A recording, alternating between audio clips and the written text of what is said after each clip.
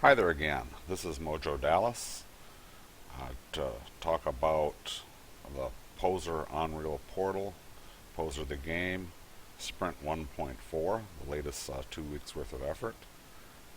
This sprint was mainly focused on improving the inventory and adding some more options from the player's perspective in terms of inventory. Up to this point, what has been available for inventory is a set of inventory that's been loaded uh, pre-game, compiled into the game, so a user really doesn't have any control over it, and all I can do is select a character, for example, change characters, change props, and so on. And what I've tried to do is, given in this sprint, is provide some more flexibility in how they would manage that inventory from a player's perspective.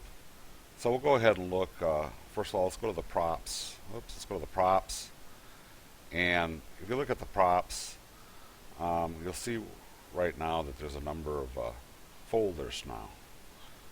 And that was the biggest change I made.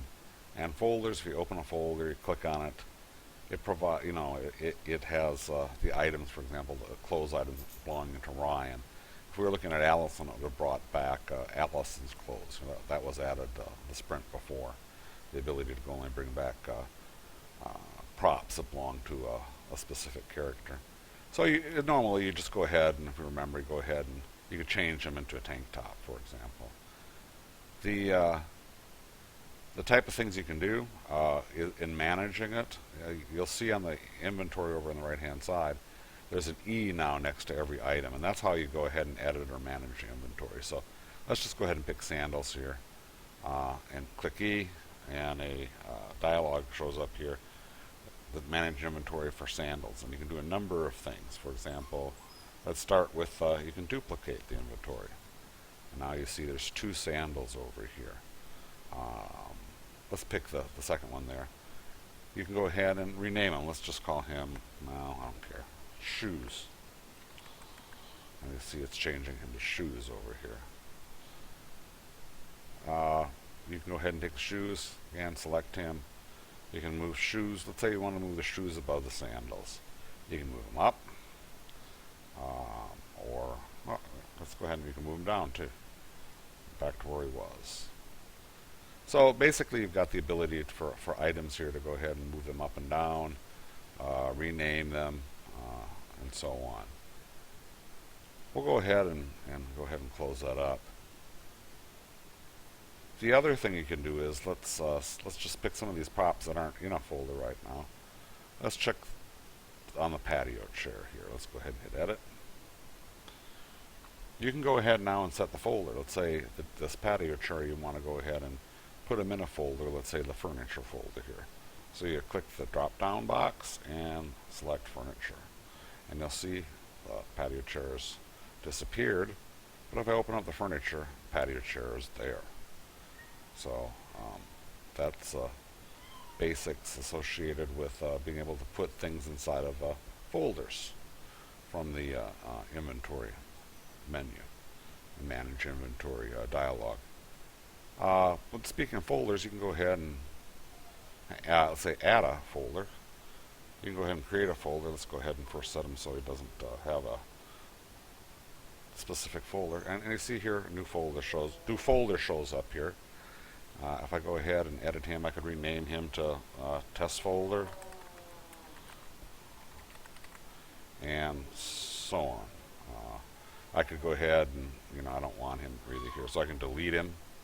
I could also go ahead and delete regular items, not only folders. I'll go ahead and hit the Abrams tank here, delete it, so on. So that's the inventory, the manage inventory that I added.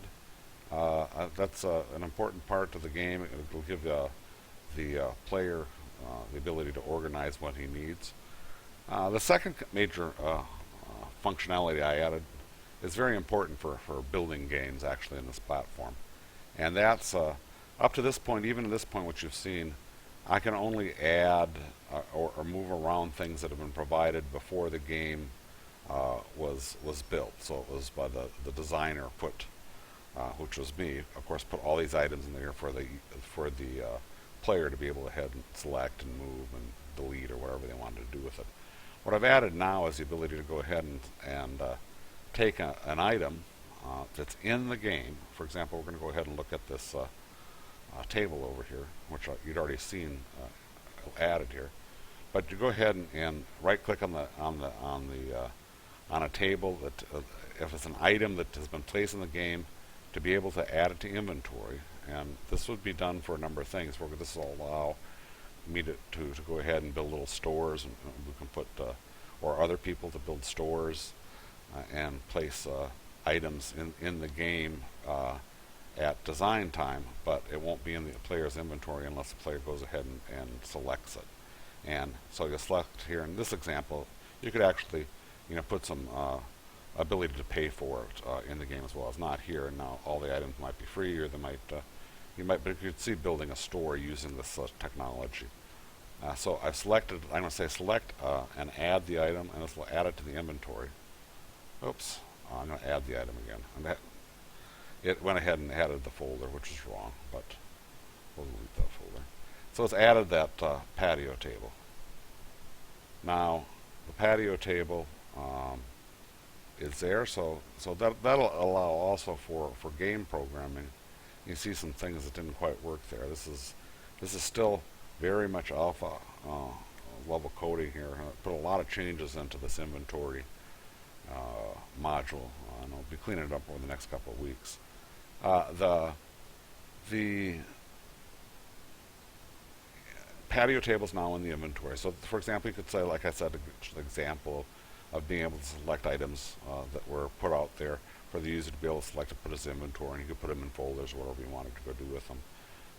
But that way, you don't have to have everything in the inventory to start with the game. You can just add as time goes on, and when this becomes multiplayer and more people add things to the game to be able to share with other people, you could see how that could be very useful. The other thing is, if you're building your own game using this as a platform, this would be your typical way of placing loot in the game, and selecting the loot, for example, guns or swords or whatever your gameplay you want, and being able to bring it into your inventory, and then selecting it, you can go ahead and use the same kind of technology, the same type of programming to go ahead and then select it and use it as well. And I'll be doing a proof of concept of that early next year to show how that could be done.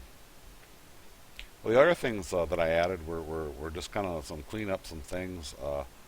I did add, if you remember, you can kind of pan the character. I did add now on the scroll the mouse button to actually go in and go out. Before, you had to go ahead and go into the camera menu itself to be able to move in and out. Speaking of the camera menus, if you go ahead and look at it, I'll go ahead and look at the camera, and you remember this before, it was much like a couple of weeks ago and everything else. You had to actually type in the number and then change it and hope for the best and where it would go. Right now, it's like the other things, like the prop movement I did. You can go ahead and add it and move the camera, with a slider bar.